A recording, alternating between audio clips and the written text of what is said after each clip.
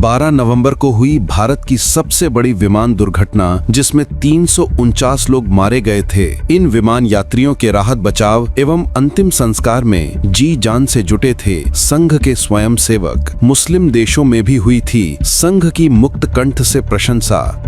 क्या आप संघ के स्वयं सेवकों के उस सेवा भाव से परिचित हैं जो बिना किसी भेदभाव के निस्वार्थ भाव से किसी भी आपदा या दुर्घटना के समय उन लोगों की मदद के लिए आगे आते हैं जिन्हें उनकी जरूरत होती है? 12 नवंबर वो तारीख थी जब देश को संघ के स्वयं सेवकों की जरूरत थी और स्वयं सेवकों ने वो किया जिसकी चहुं ओर प्रशंसा हुई। स्थान था हरियाणा का चरखी दादरी। समय था शाम 6:32। दो मुस्लिम देशों के विमानों के आपस में टकराने के बाद हर तरफ दिल दहला देने वाला मंजर था। दरअसल 12 नवंबर 1996 को राजधानी दिल्ली के इंदिरा गांधी अंतर्राष्ट्रीय हवाई अड्डे से रोजगार और हज के लिए जा रहे यात्रियों को लेकर सऊदी अरब के लिए विमान ने उड़ान भरी। दूसरी तरफ से कजाकिस्तान एयरलाइंस का विमान दिल्ली हवाई अड्डे की ओर आ रहा था। विमान दुर्घटना जांच ब्यूरो की जांच में बताया गया कि दोनों ही विमानों को कंट्रोलर वी.के. दत्ता कंट्रोल कर रहे थे। उन्होंने दोनों को सटीक निर्देश दिए थे, किंतु कजाकिस्तान एयरलाइंस का पायलट एयर कंट्रोलर की भाषा नहीं समझ पाया और भारत की सबसे बड़ी विमान दुर्घटना हो गई, जिसमें 349 लोग मारे गए।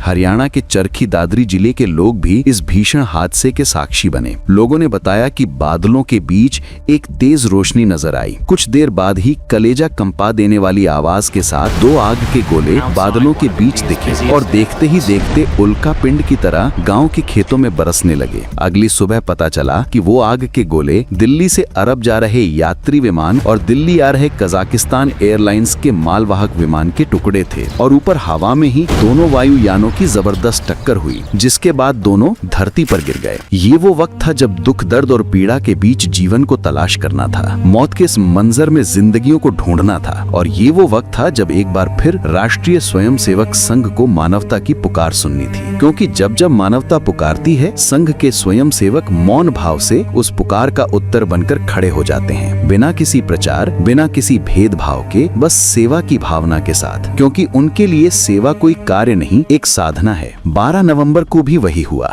घटना की जानकारी मिलते ही भिवानी जिले के तत्कालीन संघ चालक श्री जीत राम जी आनन फानन में स्वयं सेवकों के साथ घटना स्थल पर पहुंचे। बिना एक पल गवाए घंटे भर के अंदर पेट्रोमैक्स, जनरेटर, पानी इत्यादि आवश्यक सामग्रियों का प्रबंध किया गया। ठंडी रात के नीरव अंधकार में जब एक हाथ को दूसरा हाथ नहीं सूझ रहा था, तब पेट्रोमैक्स की रोशनी में स्वयं सेवकों ने जीवित लोगों को खोजना शुरू किया। मगर सिर्फ 2 लोग ही मौत से जूझते मिले, किंतु उन्हें भी मौके पर पहुंची हेड गेवार चिकित्सालय की टीम जिंदगी न दे सकी। उस भयावह मंजर को याद करते हुए जिले के तत्कालीन संघ चालक श्री जीत राम जी ने बताया कि कैसे स्थानीय किसान श्री चंद्रभान जी के ट्रैक्टर में स्वयं सेवकों ने बुरी तरह जले हुए शवों को उठाया। शवों को सड़ने से बचाने के लिए रात को 11 बजे बर्फ के कारखाने चालू करवाए गए। भिवानी, झज्जर एवं रेवाड़ी जैसे आसपास के इलाकों से बर्फ की सिल्ली मंगाई गई। मौके पर मौजूद मुस्लिम एसपी साहब ये सब देखकर आश्चर्यचकित रह गए, लेकिन जात पात और धर्म के भेद से परे स्वयं सेवकों ने उनकी मदद से दाह संस्कार के लिए आवश्यक वस्तुओं की सूची बनाई। गांव वालों के सहयोग से दाह संस्कार के लिए रात में ही कफन की व्यवस्था हुई।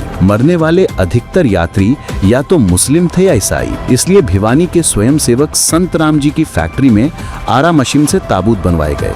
सुबह के 5 बजे तक 159 शव सिविल हॉस्पिटल भिवानी पहुंच चुके थे। एक तरफ ये सारी व्यवस्थाएं हो रही थीं, तो दूसरी तरफ रातों रात श्री जीतराम जी के नेतृत्व में स्वयं सेवकों ने विमान दुर्घटना पीड़ित सहायता समिति का गठन कर लिया। इसमें विश्व हिंदू परिषद, आर्य समाज, विद्यार्थी परिषद एवं गुरुद्वारा समिति सहित अनेक सामाजिक संस्थाओं के लोगों को शामिल कर युद्ध स्तर पर कार्य आरंभ हो गया। सुबह होते होते ये समाचार दावानल की तरह फैला तो घटना स्थल पर मृतकों के संबंधी मीडिया भी पहुंची। समिति ने सबके लिए चाय, पानी एवं भोजन इत्यादि की व्यवस्था उपलब्ध कराई। जिन यात्रियों का कोई सगा संबंधी नहीं पहुंचा, तो स्थानीय मौलवी और दिल्ली से आए इस्लामिया प्रतिनिधि मंडल की मदद से उनको दफनाने का कार्य भी स्वयं सेवकों ने ही किया। समिति के कार्यकर्ताओं ने 3 दिनों तक रात दिन बिना रुके काम किया। स्वयं सेवकों के निस्वार्थ भाव से मानवता की अग्रिम पंक्ति में खड़े होकर सेवा धर्म निभाने की चहुं ओर प्रशंसा की गई। तत्कालीन क्षेत्र प्रचारक प्रेम जी गोयल उस वक्त को को याद करते हुए कहा था